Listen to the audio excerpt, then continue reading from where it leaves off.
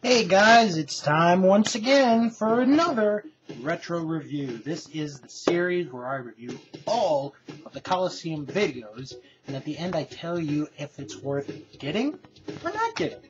It's that simple. Of course, now that Coliseum videos have been out for 15 years of existence, the only way to really get these videotapes nowadays is either on eBay or Amazon. Well, this is the second part, I guess you can say, of the Collector's series. These are the videotapes that came out in early 1986 that, let's be perfectly honest, if you couldn't afford a Coliseum video back in the day because they were 60 bucks, then these were pretty good substitutes for the actual videotapes that were an hour plus long. So, the video that I'm going to be reviewing here is the Hulkster Hulk Hogan. Now, unlike the Hulkamania tape, where it's over an hour and it has like 5 or 6 matches, this has 4 matches and is about 40 minutes long. So the host of the videotape is Vince McMahon, and he says that at the time of this tape, Hogan has been the WWF champion for over 2 years. So, let's dive right into it. The first match that they show on the tape is Hulk Hogan defending the WWF title against Brutus Beefcake. Now, this is an interesting match because this is prior to WrestleMania, and I did my research on the date of this match. This is prior to WrestleMania, about a month prior to WrestleMania, and this is at the time where Brutus Beefcake was a heel when he was managed by Luscious Johnny Valiant. This was actually an enjoyable match to watch. Hogan starts off, with the offense, obviously, because he's Hulk Hogan. And then, Beefcake psychs him out, does a little strut. And then when he tries for the strut again, Hogan does the strut, as well, which irritates Beefcake.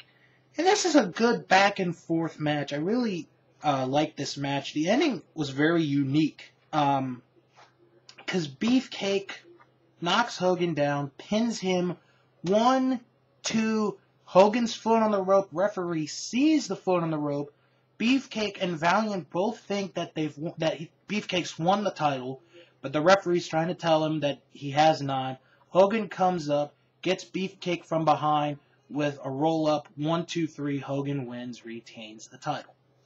Now we go to the ending of the Bob Backlund Iron Sheik match. Now the reason that this is put on the tape is because, like I mentioned in the last review of WWF's Greatest Matches, that this is a historic moment in WWF history because 1 month later, January 23rd, 1984, Hulk Hogan would challenge for the title in Madison Square Garden. And this is a 5-minute match, which eventually sees Hulk Hogan winning the title, and the crowd goes crazy, and thus begins what would end up being a 4-year reign of Hogan as the champion. After the match, Hogan is in the back with Mean Gene Okerlund. He can't believe he's won the title. He's celebrating, and then Andre the Giant comes, pours champagne over Hogan's head, congratulates him for winning the title, and then Rocky Johnson comes, pours champagne, even on Mean Gene, and then Ivan Putski comes, pours some champagne over Hogan's head, and then we get the parents, Pete and Ruth Hogan, the proud parents of the new champion. Boy, they must have a great son, allowing them to have time on the microphone expressing how happy they... No. Like, they get like a 30, 45 seconds in, and then Hogan's like, well, they're the people that trade the Hulkster to go from the, itty all the way to the top, and it's without these parents, it's without them, they're not the champion today, brother. Okay, he doesn't overreact like that, but he does overreact a little bit. But, seriously, it's your parents. Your parents are there to see you win the title. Can you at least give them a minute and a half to speak? Holy crap. So then we see the rematch between Hogan and Sheik. And I gotta be honest, I wanted to see more. Because they clipped this down because they had to put, because of time. But this looked like a good match. It was a bloodbath. Hogan gets busted open by the Sheik's boot. and then Hogan gets the Iron Sheik with his boot, and the Sheik gets busted open. It's just a complete bloodbath. Match ends in a draw, but it just looks like a fun match to watch. Like I said, it's just too bad that they didn't get to show the entire match on the videotape, because, like I said, this looked like one hell of a match, especially the way that Hogan and Sheik were losing all that blood. Then we go to the finale of the videotape, Hulk Hogan defending the title against the magnificent Morocco inside of a steel cage. Now, this is not, the most famous steel cage match in MSG. That's obviously Morocco and Snuka, but this is a good steel cage match. Both men really go at it. They go hold for hold, low blow by Morocco onto Hogan. They really fight back and forth. And I really like the ending of the match where Hogan gets Morocco. His neck gets tied up by the top and middle rope. And it's long enough for Hogan to get out of the cage, thus winning the match and retaining the title.